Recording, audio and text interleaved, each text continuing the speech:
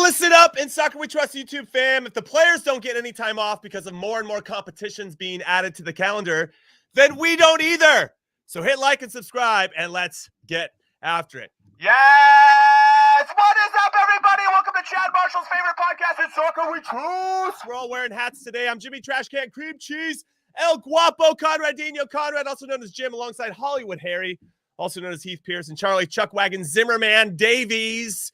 And on today's episode, boys, this is a special surprise. We have a very special guest joining us. I didn't tell either one of you, to talk about the U.S. men's national team calendar for the next 18 months, which sees us playing in the Nations League, the Gold Cup, more Nations League, the Copa America, more Nations League, probably a lot of fun friendlies, preferably outside of the United States, just to mix it up because all the other games will be here. And that special guest is... McBride. No one. I was kidding. The U.S. men's national team have no sporting director.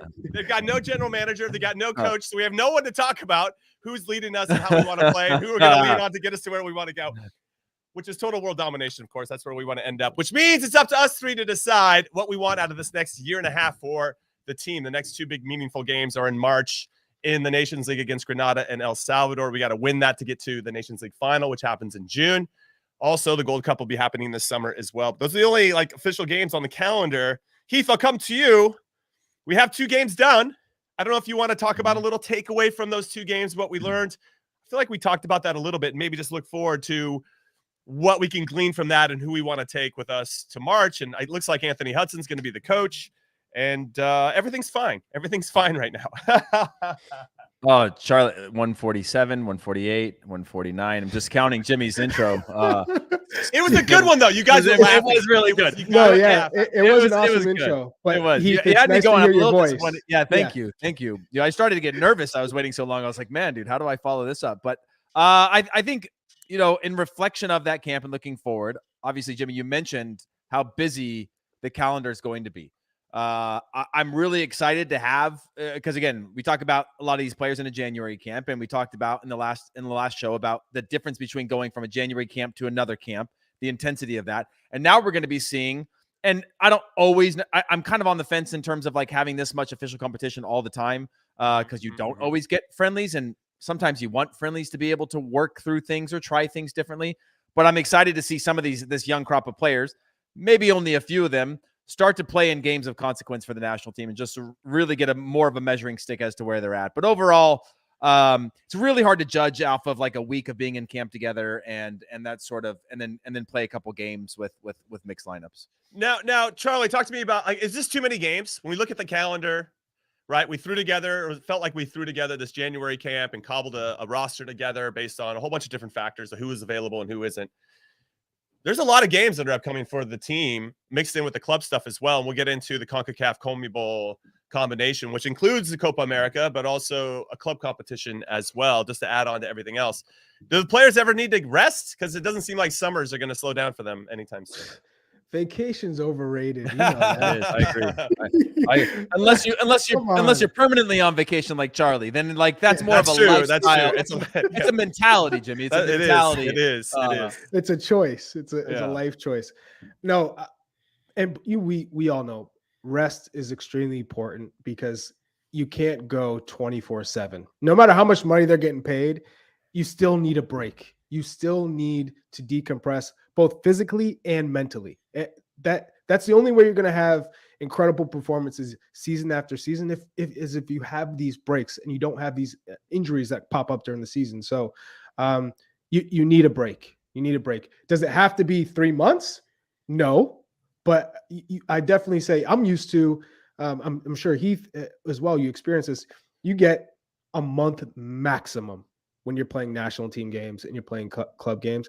And that's probably on the bigger side, probably close to like 2 weeks of really doing nothing and just hanging out. But then, you know, you're back running, you're back doing workouts with your strength and conditioning coach, and then you're back overseas. So I didn't have one of those, Heath. That sounds like a Charlie billionaire problem.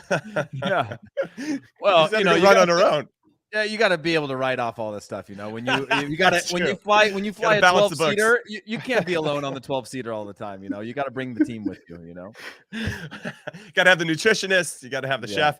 Okay, so when we look at this calendar, the Nations League final is going to be, it hasn't there's no official dates, but it's saying June. So you have semifinal. I think which like on CBS, a Wednesday. CBS owns. Yes. So be able to get to see Chuck in particular doing his we'll thing. all be there. No.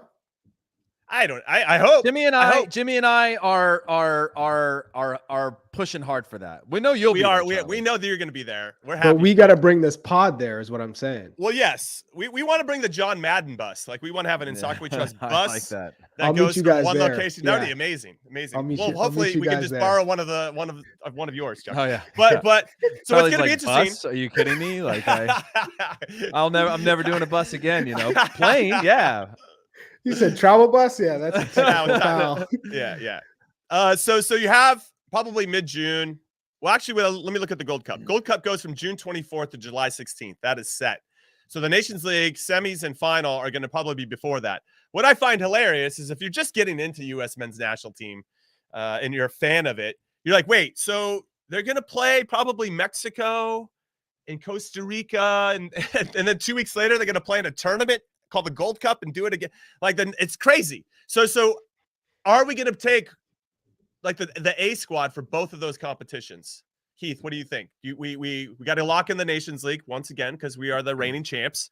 Mm-hmm. And last time around we didn't. We took a different team to the Gold Cup. But I'm feeling maybe this could be our first tournament with a proper manager. So we hire somebody. Well, before you even go, technically, we wouldn't have to win the Gold Cup now because we are automatically in a Confederations Cup, right? So Mexico, us, and Canada wouldn't really need to win a Gold Cup to play in Confederations Cup, correct?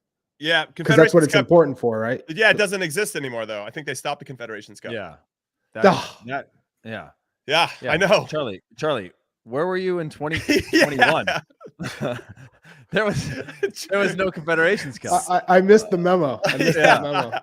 Jeez, we know you get a lot of memos. Originally it was that because if you remember, they had that playoff game when they each won one before, but yeah, they got rid of that. But yeah, it's hard, man. Like balancing. I've never seen when there's anything even close to two summer schedules where you can keep a full team together, or even a lengthy one, just because of the amount of time.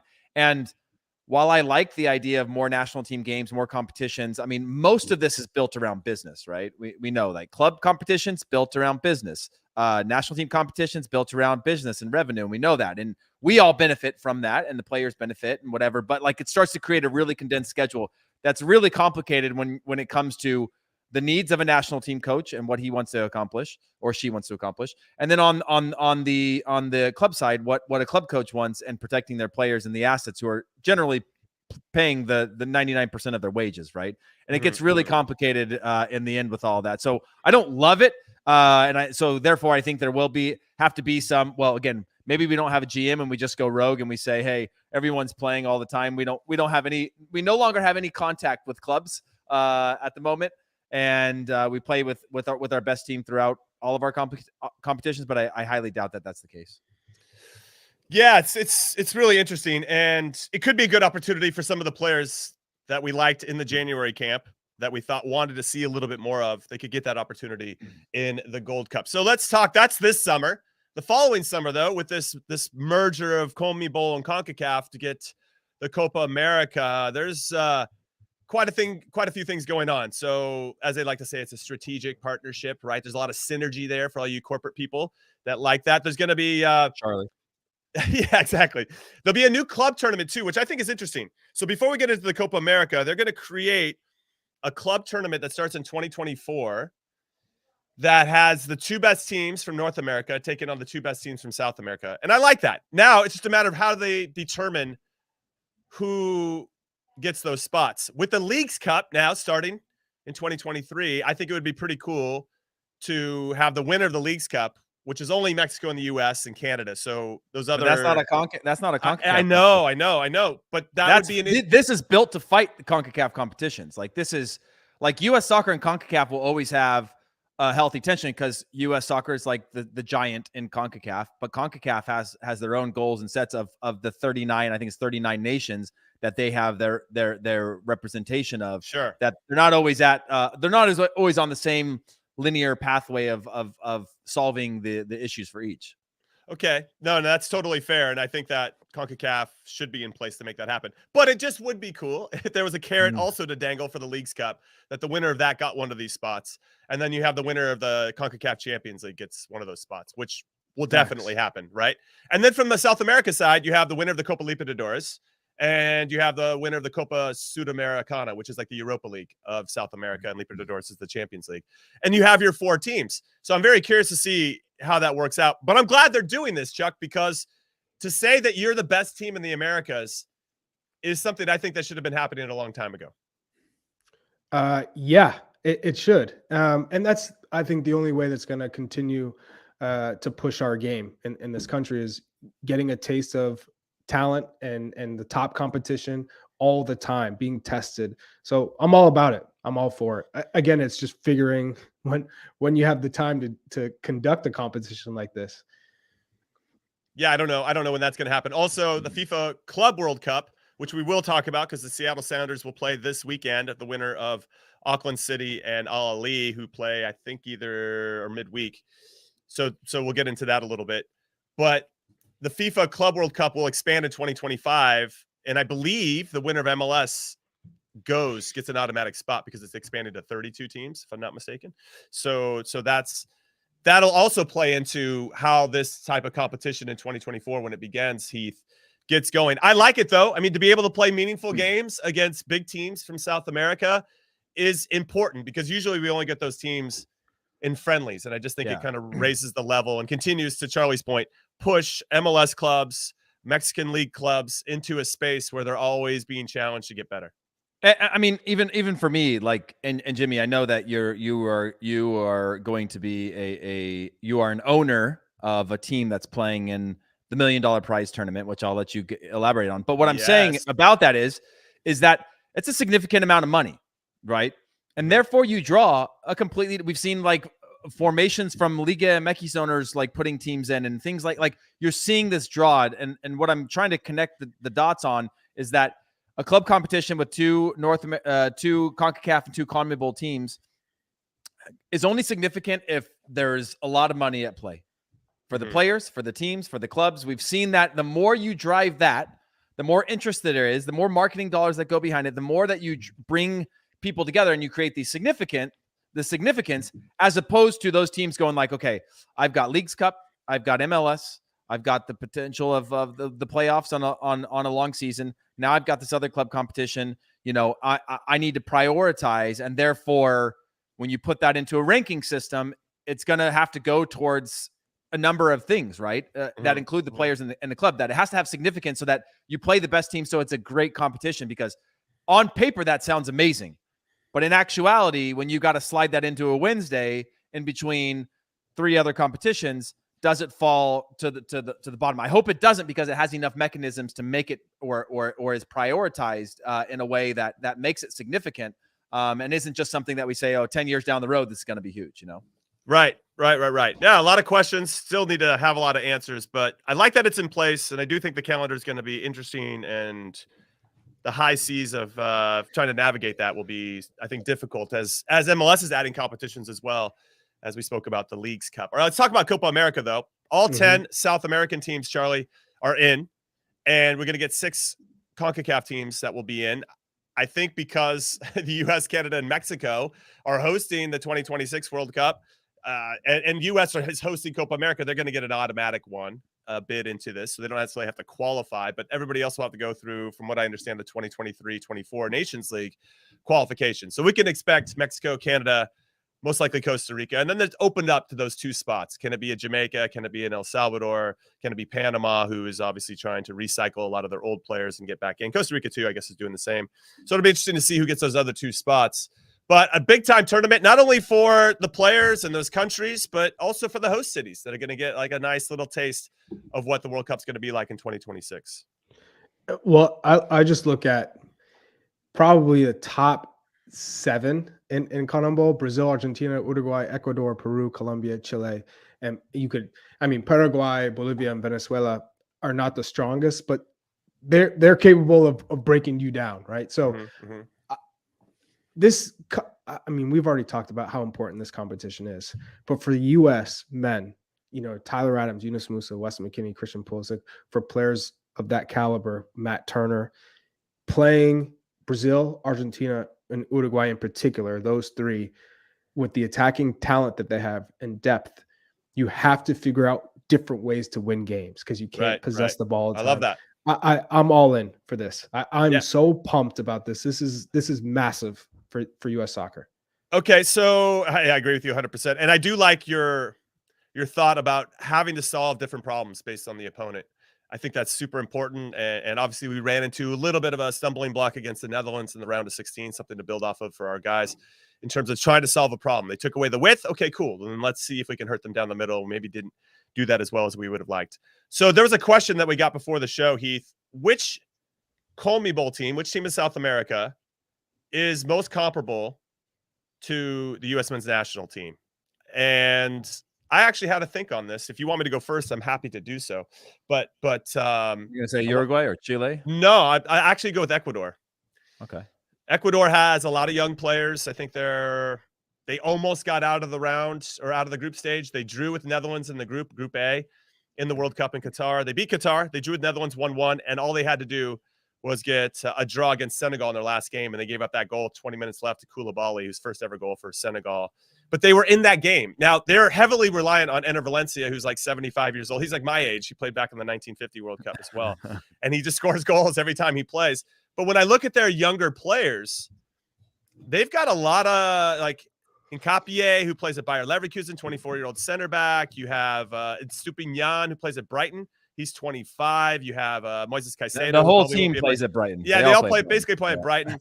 and they're just super talented, Ecuador, across the board. And I think this experience for their young players in 2022 is really going to bode well for 24 in Copa America and 26 as well. So I kind of liken us to them because you can see they're on the precipice of really taking a big step, and I think we're the same.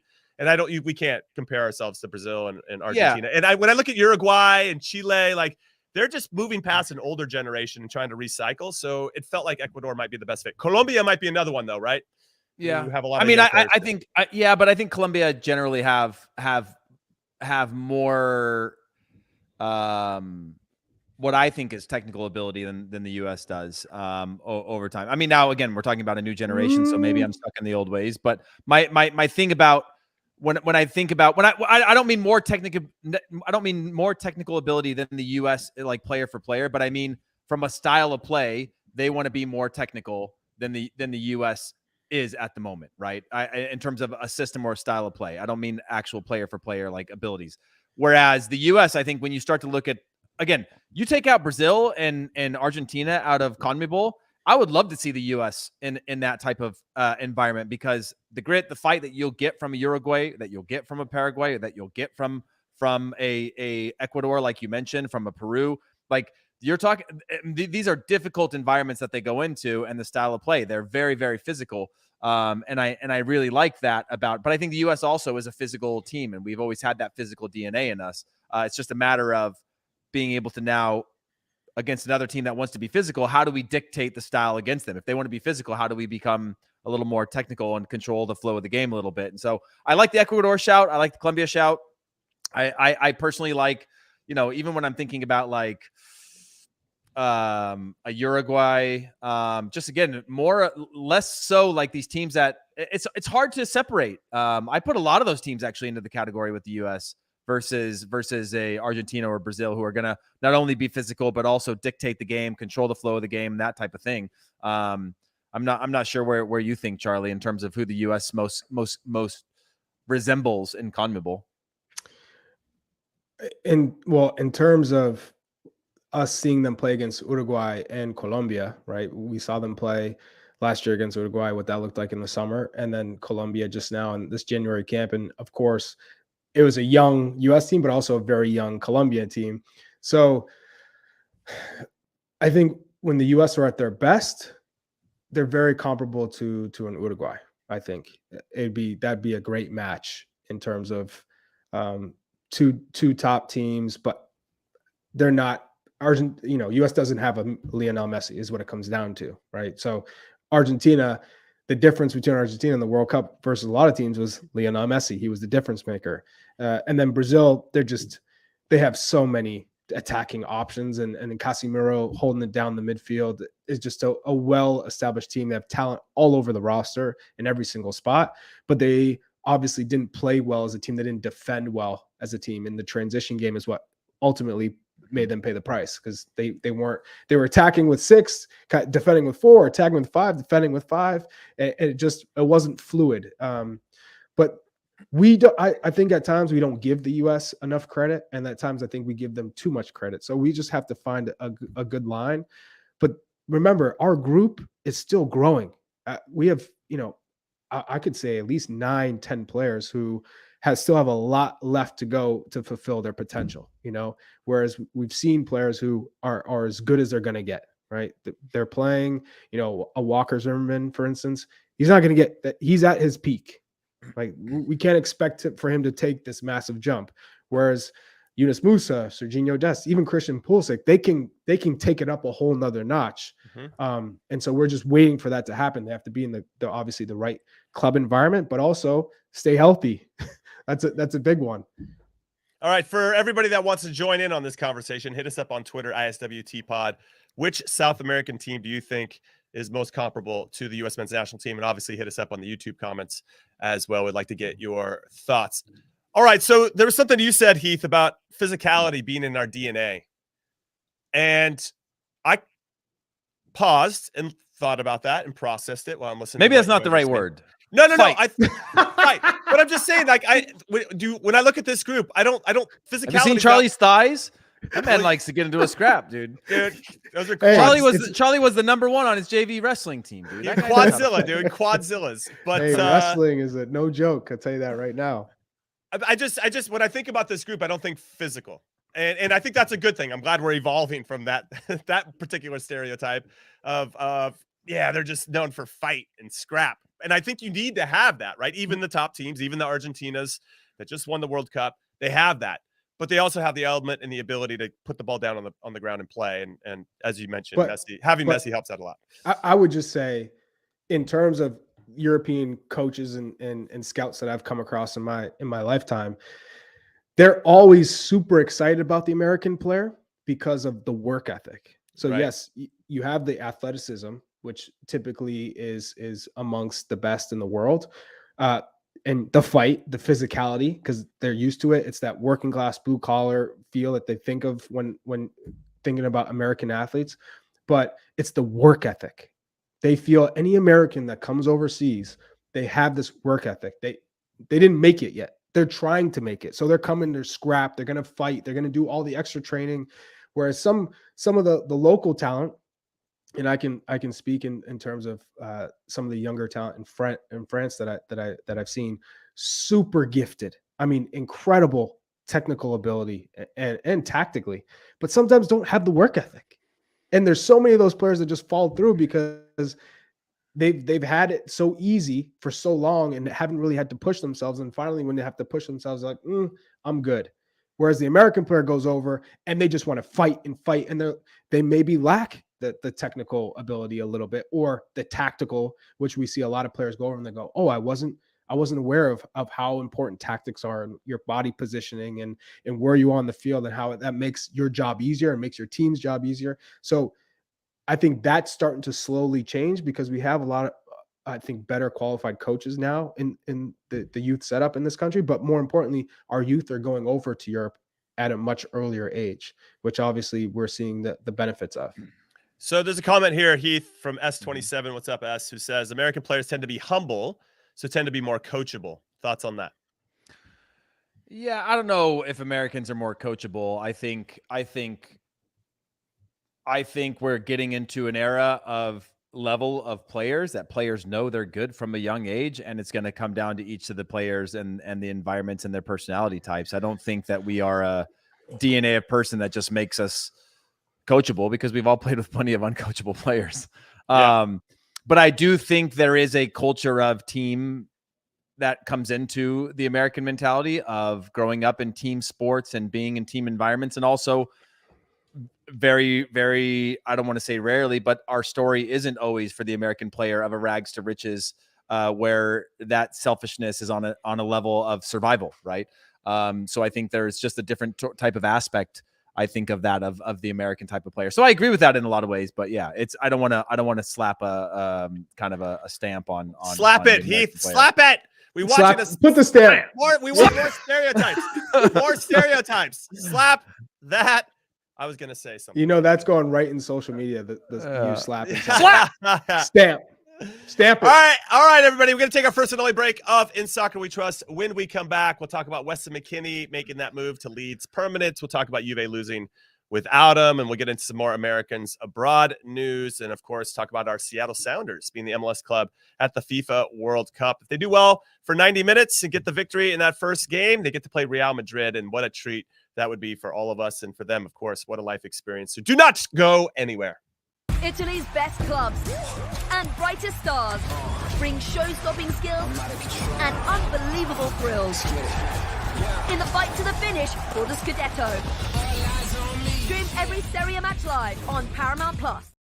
Oh, baby. Welcome back to In Soccer We Trust. Just want to remind everybody to not miss out on any of the Serie A action this season. You can follow some of the biggest stars in the sports and the most handsome ones as well, like Olivier Giroud, Rafael Leao, and Lautaro Martinez as they try to lead their teams to the Scudetto. We didn't name any Napoli players. Maybe we should because they're looking like they're running away with it. So how will the table change going forward? Which club has the best chance of winning it all? I just said it, Napoli. Which clubs have the most to lose? Find all the answers and stream every match from Italy's top soccer league live only on Paramount+, and you can try 1 month free with promo code SERIA, SERIEA, baby. So, yeah, go enjoy it. Napoli running away with it. I do want to say that Napoli do have a tendency of choking down the stretch. Yeah, I got a big old gap right now, though, and no one's on fire. So they're gonna. It looks good. It looks good. And you know, I love Mourinho talking trash about Victor Osimhen, saying, you know, hey, he's like Drogba, but he dives too much. Oh, wow. It's like a backhanded compliment. Yeah. You're like off the chest, off the thigh, but banger, really. And then just please sit down, you know. Yeah. Victor Osimhen, a special player. As long as Napoli stays healthy, they're gonna run away with it. I got a question for you guys. Would Chucky be the first CONCACAF player to win Serie A? Oh. CONCACAF player. I know Alexi didn't. Yeah, Alexi got relegated. When Gooch was contracted with AC Milan, did they win? That's a good question. When he was under contract, they I don't know. I mean, that was like during the 10-year run of, unless Juve was out back then. Yeah, I think Juve they won 9 straight, right? Yeah. I don't know. We'll take a look at that. But let's talk about another American that was in Serie A, Weston McKennie, who just left to go join Leeds in the Premier League. And Juve lost 2-0 to Monza, who just got recently promoted from the second division in Italy. No, Milan. So, Milan won. He was part of the Gooch was part of it. There 2010 to 2011, Milan. Dang. Did he actually play? Did Gooch play in any games for Milan? I don't think he did play any games. Yeah, I think he got hurt, and when he was available, they didn't go with him. But yeah. But Weston McKennie, he's now in England. He's at Leeds. It's all popping off. Very excited to see how he's going to perform. Do you think Jesse Marsch starts him right away? Charlie Davies. Yes, because I do, because he's been playing. This isn't a player who's not fit, not in form, or is coming out of shape. He's playing consistently with Juve in Serie A. So I think he's going to play right away. I don't know if he's going to start right away, but he's definitely going to be playing, I think, in the first game. Yeah, they play Nottingham Forest this Sunday, so that'll be a game to watch. That kicks off at 9 a.m. Eastern time. They play Manchester United next Wednesday, and then Manchester United again following Sunday. Everton just got Sean Dyche in, so they're going to be a little bit more difficult to break down with Frank Lampard out. You got Southampton, Chelsea, Brighton, Wolves. Like, there's no easy games from here on out as they just scrape right above the relegation zone. Heath, what should our expectations be of Weston McKennie, especially for the first few weeks? I mean, that's the thing about Weston that I like, is that if you asked me about 6 or 7 of our best 11 in our national team, I would give you specific leagues where I think they could do best. But where I see Weston, he can play anywhere on any. He can be a contributor on any team. The downside to that is I don't think Weston can be the star on Leeds, right? I think he can be another guy that helps, and maybe it is. And they are a very data-driven club, that it is the incremental gains that they need to keep them in the league or to get a little bit better, right? They have not the XG, but like the next generation of data and insights. That's basically like he can get us X, Y, and Z over a season, which can increase our point totals, like that type of level. He is that kind of contributor, right? In terms of balls won, turnovers, like setting up attacks. And so I think he can be a huge contributor to this team, a starter in this team, obviously. But again, it's hard because I don't, outside of maybe a couple of set pieces, you're not going to see his name on the headlines, I don't think, in terms of like his contributions over the next couple of months. You know what I mean? Yeah, for sure. I'm kind of curious. I just want to make sure that for our audience, though, just so they understand that there is a transitional period. He's playing a completely different style, playing in a different league, and there is an adaptation process that I think needs to happen as he starts to understand where he needs to move and how he needs to move within what Jesse Marsch wants. Now, I think it's going to be easier because he's around players that he's familiar with Tyler and Brendan, and I don't think he's ever worked with Jesse before, but hopefully that transition will be very smooth. All right, let's move it over to Luca de la Torre. Got the starts in Spain for Celta de Vigo, and he assisted Iago Aspas, who I absolutely love. That player dominates for Celta. A 1-0 win. And he's had a few starts now, which is nice. And yeah. He had a 4-4-2, and he's playing on the left side of that 4-4-2. But it looks like they like him to pinch in a little bit and be more central when he can.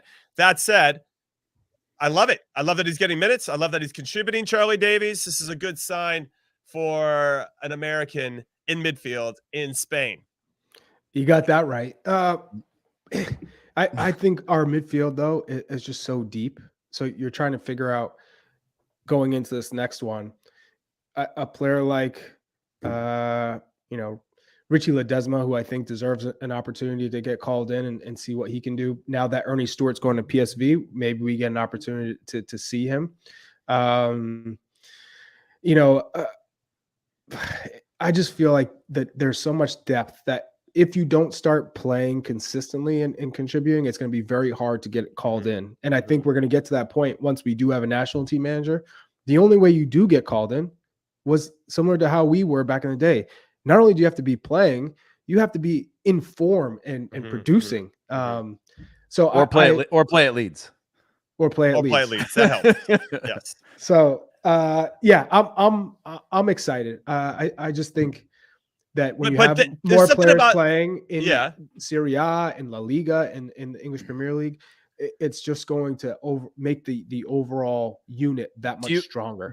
Jimmy, do you think critical mass, when we think about almost reaching that point, right? If so many players playing a big club, do you think critical mass it will be represented in our best 11, or in the fact that like our depth is now we've got a player playing at a good club and he can't get a call up because of course he can't, because there's 3 players in front of him that are also at big clubs. Like, do you think critical mass is like, hey, our best 11 is, at a certain level, or is mass based on the fact that, like, we talked about Areola still being valuable. We talked about Kellen Acosta, but we know that there's a gap between Kellen Acosta and Tyler Adams. That's I think is pretty significant, right? Yeah, right. I want to see Kevin Paredes too. I mean, that's for sure. Someone who's just starting to come along in all the of Bundesliga. our best players are wingers. This is a problem, guys. We need these. There's something about De La Torre then, because I think that, to use him as an example, he's a contrast to the midfielders that we do have.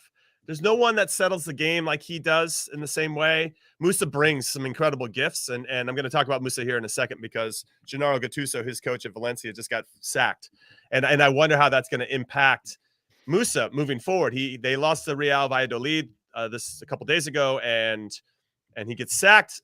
But I'll give a shout out to Gattuso. He's been on the Musa train from the get-go. Yes, and put him in a good spot to actually attack a little bit more, be higher up the field. And I think that's really allowed Yunus to take another step in his development. So I'm hopeful that whoever comes in is thinking the same thing about Yunus. And I don't know how you can't. He seems so undeniable to me, his talent.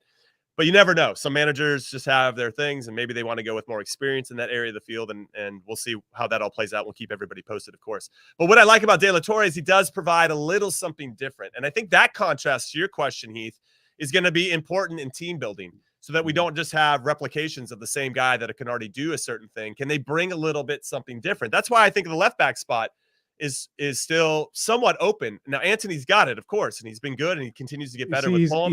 He's getting linked with Man City now. Yeah, which is awesome. Oof. Well, now with Joao Cancelo going to Bayern, they have an option to and room to bring in somebody that's good at attacking. When you're at City, you really don't have to defend, right? You have the ball 90% of the time, and Antony would fit in great in that particular system. But I still think there's room for a guy that can hit a deep cross or a cross from deep and has some different characteristics to Antony, so that we have that. If we play an opponent that is like the Netherlands, sitting back, taking away that space in behind, especially out wide, we have somebody that is just excellent at dropping dimes into the back post, or just can hit wherever they're so pinpoint in their crosses. And we don't have that either. When we see the Jonathan Gomez's, John Tolkien to a certain extent, I didn't see any of that. And I think that's just an example. And I think De La Torre is a contrast as well. Heath, you want to chime in? I mean, I was just thinking, I got caught up on Chuck talking about Antony to Man City. I mean, that's a big jump for where he's at, and I'm super excited about it. But like when I think about it, I wasn't hot on Zinchenko when he got to City, and then you watch him over time, you're like, man, that guy is is a baller, you know. And then you watch him more and more, and like player. you see that him like kind of come in as a young player, and you're like, is it really like, because he wasn't a big City name, and then you see him kind of just rise, and you're like, man. Quality on the ball, technical ability, passing ability, speed and transition, like all those types of things. Antony has the has the potential in a lot of those spaces, but I still think that he's a little bit raw and rough. But again, we got to push our players into those environments to see can you go. I would say Kyle Walker was pretty raw. Good shout. That's a good shout. Before he went there, and I mean John Stones, you could even say was that way. They go to City under Guardiola, and I mean, they developed. Gareth Bale was super raw as a left back before he went from Southampton, right, to Spurs. He was complete. Yeah. I think he went for a couple million, and that was it, because he was unheard of and completely raw in that same regard, and then made a massive jump. Okay, so let's talk about Florian Balogun. He ended up salvaging a point for Reims. Is that how I say it, Chuck? With a last minute equalizer versus PSG. So what is U.S. We got to get this guy. Yeah, like what do we have to do to get this guy to commit? I assume the guys that he knows hopefully are sending him texts, through any chat messaging thing they want to use to get him to commit. But he seems to be the real deal and continues to prove that, Chuck, as our resident number 9. Your thoughts? Yeah, we got to do whatever it takes to get him to commit. And I just feel if you're a player, and maybe your goal is to break into England and you believe in yourself, you're playing in Liga and scoring goals and showing that you got the quality, but you're never going to displace Harry Kane. It's just not going to happen. And Harry Kane has another 3, 4, 5 years of playing as the 9, and they only play with 1 9 as long as Gareth Southgate is there. Then why wouldn't you come and play with your boy Yunus Musa? You're not going to displace anybody on a mid-table, like playing for a mid-table team in Liga for the English national team. You know what I mean? Like, I think it's amazing what he's doing, but like, it's not like he's super young. He's not going to displace Tammy Abraham, right? And Tammy Abraham didn't make the World Cup team. So, there are levels. And I think if he came to the United States and played for us, it would be massive. And he could essentially maximize his potential playing internationally. So do you think that we just need England to continue to not call him in for us to get that opportunity? Because I feel like that's essentially that's what happened with Jermaine Jones, right? Right. Mm-hmm. So he was committed to Germany until Fuller Balogun's 21 years old, so he can wait a little bit. But when I think about what Italy is doing, they have the Euros in 24, but they have Euro qualifying. I mean, to you guys' point, they have plenty of other options. They don't necessarily need a Balogun. And then when you have the emergence of like Bukayo Saka, who they don't play the same spot, but they occupy the same area of the fields, right? And if you think you have somebody who's already a like for like that you're already using and he's already having success, and you have other guys that are coming through, you have a Marcus Rashford who's on fire right now, arguably one of the best players in the world. And you have all these other guys that are Eddie Nketiah. He's been unbelievable as well, right? So I think that Balogun has already fallen through the cracks in terms of a long-term pitcher with the Three Lions. So I wonder when the squeeze is. When is the squeeze going to come for him? And can we get him on the show and put even more pressure on him? That's really the big thing here. Let's get him on the show. Let's get Fuller and Balogun in the show. I just got the confirmation though of of someone joining our show in the near future. Okay, who do you got? You said that a couple weeks ago, Charlie. Yeah, yes. heard you say no, that. but finally got the go ahead. Okay. Olivier Giroud. Giroud's gonna come on. Olivier Giroud. I can't. I don't know. You know what? I don't know if our egos collectively can handle somebody more handsome on the show. I don't think Olivier Giroud's going to be comfortable being the fourth most handsome person on any show he's ever been on. So that might be new for him, but he's never been on our show before. So he hasn't been on our show. And a guest who is in charge, or one of the assistant coaches for the team that the Seattle Sounders will be playing in the Club World Cup. Wow, look at Charlie. I mean, the flexes are real. One of my former teammates, but yeah. The flex, the flex is really real. All right, let's move on. By the way, Jimmy, hold on. Before we move on, you want to talk about Balogun? No, I want to talk about the coach of Balogun at Reims. Have you read about this guy? Oh, yeah. His name's Lee Still. Doesn't have a license yet. He doesn't have he gets fined every game because he doesn't have a license. They fine the club 20,000 euros every game because he doesn't have a license, and he's just out there just doing his thing. Apparently came from the Football Manager world. Yes, he's age 30. Yes. He doesn't have any coach's licenses, and he got all of his experience through playing the video game Football Manager, as he mentioned. Yeah. And he masterminded a plan to get obviously a hard-fought draw against PSG. But yeah, you're right. They get fined every time because he doesn't have his badges, which is insane. So we'll see. Imagine some guy who just played Football Manager his whole life, and now he's coaching Liga. That's hey, anybody can do it, right? Anybody can do it. Anybody it just shows me. It just shows me that no one knows what they're doing, Jimmy. That's nobody knows. Nobody knows. If you're a good person, you can make it work. You can make it. You know, just got to try hard. Okay, so let's talk about Borussia Dortmund. They won a game without needing to bring Gio Reyna off the bench to score the winner, and Gio didn't come off the bench at all. The jokes kind of write themselves here. Yeah, I did not hear anything about Berhalter out over the weekend because Gio Reyna did not play, and so it got real quiet on my Twitter feed when people attack me every time that he plays a game, as if I'm not a huge fan of. I'm a massive fan of Gio, but when he doesn't play, it doesn't. It gets really quiet in my. In the direct attacks on me around Gio Reyna because he didn't play, and then all the jokes start coming out on the other side about like, oh, if he doesn't play for Dortmund, why would he start in the national team? Yeah, I don't know, Chuck. No, it's and not only that, back-to-back games with the game-winning goal. Yeah, right. It's like he's coming in with momentum to no burn. Yeah, it's probably honest to God though. If you look at it, it's that a break, point, for sure, it's a break. Yeah. He's too break. useful to not use him, especially in the form that he's in. But you also have to protect him from himself because he's, as the coach said, he's not 100% fit. Yeah. So if he's not 100% fit now, how do you think he was in the summer? Yeah, I don't know. I mean, are we talking emotionally, physically? What are we talking about? All but I would say, yeah, okay. Well, Marco Reus came off the bench here. It looks like he might be rounding into health. That's not going to help Gio's cause in terms of getting minutes. It seemed like the game was in the, already in control at that point. So they need to bring him on as a super sub. So the situation didn't arise where they could utilize what he's been good at so far these last couple of weeks. I don't know. It's just Gio Reyna watch is still continuing, and we'll see what happens this upcoming week. All right, let's talk about Joe Scally. Played 90 minutes. Borussia Mönchengladbach. He didn't start the week before. They lost. He starts and plays all 90, and they win 4-1. That's how we do. Where is he? Where is he on the depth chart, you think, at right back? Resident left back? Yeah.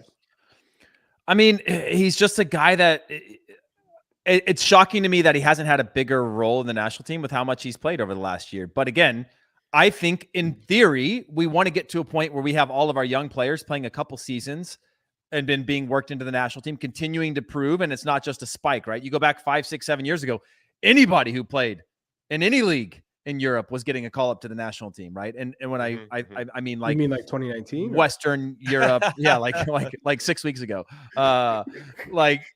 and so I think he is a player that you see a lot of potential. You see him in the national team. He gets called in regularly. He's part of the pool. You get to monitor him and watch him. You know that he's obviously a huge asset to his club team.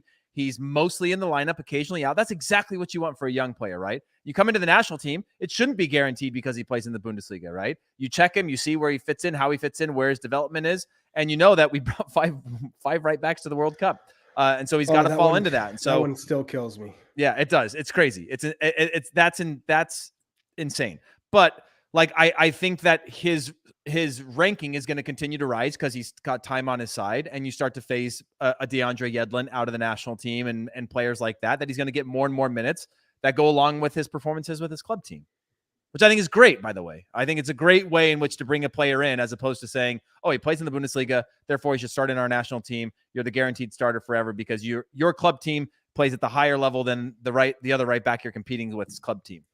That sounds like you're taking a shot at Steve Cherundolo, who played his whole career in the Bundesliga. I think it's great. Starter for, I'm just kidding. Oh, I'm saying he shouldn't be. Sven is heated right now. Sven is like, I can't even stand for this slander right now. It's like, no. Taking a shot. All right, now that was our resident outside back. Appreciate that insight there. Resident number 9. Let's talk about Ricardo Pepi. He scored this week for Groningen, but it was a 3-2 loss, and they are currently in dead last after a 7-game losing streak in the Eredivisie. He's still doing his job ultimately, but they're not getting the results that they need. And it was 2-1. They were down. He scored the game-tying goal, and then 6 minutes later, they gave up the lead to lose 3-2. Where do you think Ricardo Pepi fits in this? Do you think that Anthony Hudson, let's just extrapolate the next couple months out for Ricardo Pepi, if he continues to score and to be a difference for his club, whether they get relegated or promoted or stay up or whatever, would you call him in if you're Anthony Hudson? Come on, bro. Of course. I don't know. What? How could you not? I'm just saying. Well, how could you not put him on the World Cup team? It's a different situation now. It's a different scenario. The World Cup's the World Cup. Now you hit restart for a lot of these guys, especially in the striker position. I mean, Josh Sargent still going to be there. That's without a doubt. I think that guy's playing winger now. I think Ricardo Pepi is a player who comes back into the team, and you see, some of the other guys. Brendan Vasquez, I think, deserves a chance now with the A team and see what that looks like. But what about Jordy Pefok? If we're restarting, but Jordy Pefok's form has gone down the drain. Right. It's not. I think for me, but in terms of Jesus Ferreira, like Pepi overtakes Jesus Ferreira. I mean that I think that goes without a doubt. So he's done enough because he's playing consistently. He's scoring goals, and so he should be brought in. Like Ferreira's done. He at the moment, yeah, but we all know it's all about streaks and catching form and opportunity. So as it might be, a guy like Jesus Ferreira is out, a guy like Walker Zimmerman and Aaron Long are out. They can easily get back in if they just perform super consistent and well, and just try and get better and in each of their aspects of their game. But for me, it's all about who's playing and who's playing well for you to get a call up for the national team. No, in fair. I want Ricardo Pepi in as well, especially if he maintains this form. And I think he's going to have a chip on his shoulder anytime he comes back in and around the national team. And I like that. Could be a good chip or a bad chip, though. Well, that's true. That's true. Chips work. Yeah. So Heath, thoughts on Ricardo Pepi? No, again, like he's had kind of an ebb and flow of the season. I think he's got 7 goals, 3 assists in 11 matches for Groningen. He's contributing in a lot of ways. He's had a couple of games where he's been off. It's a really hard environment to be in as a striker, and he's doing his job. I think you said it well, Jimmy. So I think for me, he definitely deserves the call up to be back into this mix again. I think summer's going to be an important part of what his next step is, right? There's going to be some people looking at him, watching at him, liking him, wanting to spend money on him. I just hope he lands in the right spot. That's a little bit, I don't mind him being at a relegation type club if he's scoring, but we know that he was that at Augsburg, and that can also turn on you quickly if you're not ever getting your chances in front of goal. The Dutch league affords you more goal scoring opportunities, regardless of the team that you're playing for. But yeah, I think he's just responding really well. It's just going to be a matter of how he comes in attitude wise in the national team to kind of roll up his sleeves and get to work again. I assume that if Greg Berhalter isn't there, which we don't expect him to be, I think he'll probably walk in with something to prove, and that chip will be more positive than negative. If Berhalter was still there, I don't know. That gets a little dicey given how he made him feel when not being selected to the roster. All right, so that is our Americans abroad. We want to say one little thing. We'll get into make this our final thoughts. I do want to remind everybody that we have another show on Thursday. We have a very special guest from the Seattle Sounders that will be joining us ahead of their game on Saturday in the FIFA Club World Cup, the first MLS team to ever be in this competition. That is a very big deal. But guys, they're going to take on Al Ahly from Egypt or Auckland City from New Zealand. There's no easy games in this competition. Even though you might not know who these teams are, they're good for a reason. They're in this competition for a reason. And I want to make sure that everybody knows that, yes, they have Real Madrid waiting for them if they win this game on Saturday, but there's no guarantees, Chuck. No guarantees. It's an incredible opportunity if they're to win this game and move on. I know they played Hammarby in a friendly, which Hammarby won 3-2. I scored that. I scored against Hammarby. Yeah, of course you did. I knew you'd love that. I love. Thanks for bringing that up again. I love that. Yeah. So they lost to my Swedish club in a friendly. It seemed to me that they played a lot of youth in that game, anyways. But to play against Real Madrid, to potentially play against Real Madrid, it's what an opportunity for Major League Soccer to continue to grow the brand, and for Seattle Sounders in particular, for their fans, for the club, to win this game, to get to that next match, massive. So I can't wait. I'm looking forward to it. Yeah, I wonder, Heath, just to talk about this, and I know we'll get into it with our guests as well. I'm going to tease it for you, but I think everybody will be excited to hear from this particular person. Mm-hmm. That Al Ahly and whoever wins, Auckland City, Al Ahly, they're going to have a little bit of that. We've already got a game under our belt in this tournament. We even see it in the MLS playoffs. The teams that play that kind of play-in game are a little bit sharper, already in that mentality before the teams that have been waiting to have it. And I wonder if that works for or against the Seattle Sounders. What I do know about the Seattle Sounders generally is they are a competition type team. They are a cup type of team. They are a playoff type of team, right? They've got a ton of experience that I don't think it hurts them in any way. I mean, certainly it does from a momentum standpoint, but I think they've got to like their chances in either of these games of being able to compete and put out an effort, because they are very good at disrupting style of plays, of breaking up style of plays, of adjusting to style of plays, as well as having their own. So I think I don't think it's something that you have to really, really stress over in terms of momentum, but you definitely have to acknowledge that. Yeah, for sure. And I was wearing my very special 2019 MLS World Cup champion hat that I got when Seattle beat Toronto in the MLS Cup. Well, MLS World Cup, that is. This is a collector's item. They were selling them outside of the stadium. The vendors clearly didn't know what the hell's going on and don't know the MLS from the World Cup. And it is a collector's item. Even got the snapback sticker on it. It's great. That is my final thought. I love this.